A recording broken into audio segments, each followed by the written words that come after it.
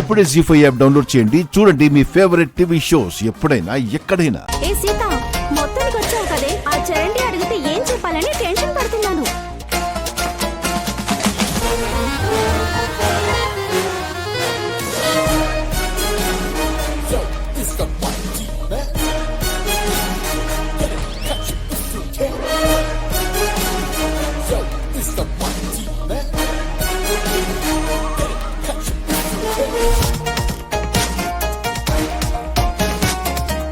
వచ్చేసారు. Good morning. Morning. ప్రతిరోజు మీరు ఇలా టెన్షన్గా పరిగెత్తుకుంటూ వస్తే అది రికరింగ్ స్ట్రెస్ అయ్యి మైగ్రేన్ వస్తుందేమో. దానివల్ల యాంగ్జైటీ పెరిగి హార్ట్ ప్రాబ్లమ్స్ కూడా వస్తాయి.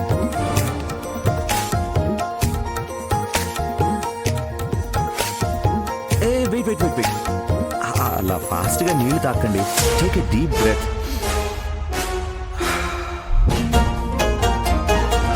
తొందరగా లేస్తే తొందరగా రావచ్చు కదా అని చెప్తున్నా అంతే. You should always plan backwards. అప్పుడు ఆఫీస్కి సరైన టైంకి రీచ్ అవుతారు కదా. మీరు ఎన్ని గంటలకు లేస్తారు సార్? Sharp 8 o'clock లేస్తానండి. లేచి ఏం చేస్తారు?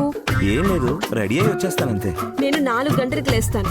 మీరు 8 గంటలకు లేచి 4 చెంబులు నీళ్లు పోసుకుంటారు. హ్యాంగర్ ఉన్న ప్యాంటుతోనే వారం అంతా గడిపేస్తారు. వంట అదే మీరే చేస్తారా? లేదు. ఇంటి పని చేస్తారా? లేదు. పిల్లల్ని రెడీ చేసి స్కూల్ దగ్గర డ్రాప్ చేసే పనుందా?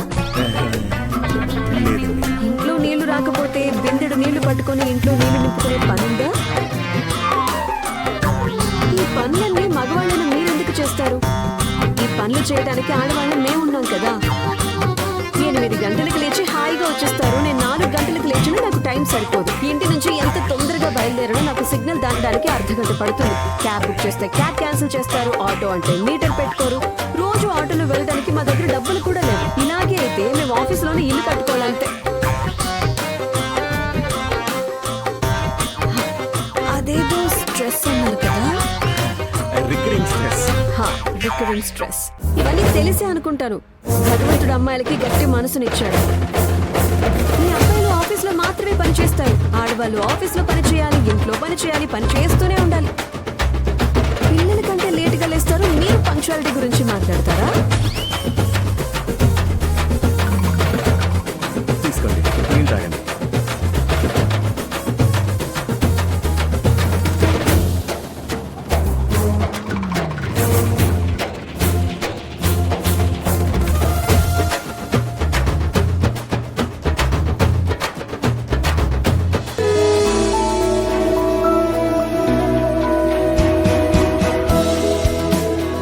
Stress buster.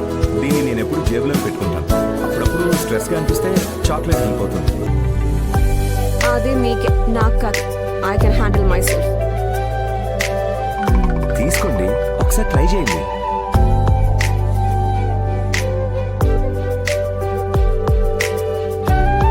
జీ5 యాప్ డౌన్లోడ్ చేసి అన్ని ఎపిసోడ్స్ పూర్తి ఉచితంగా చూడండి.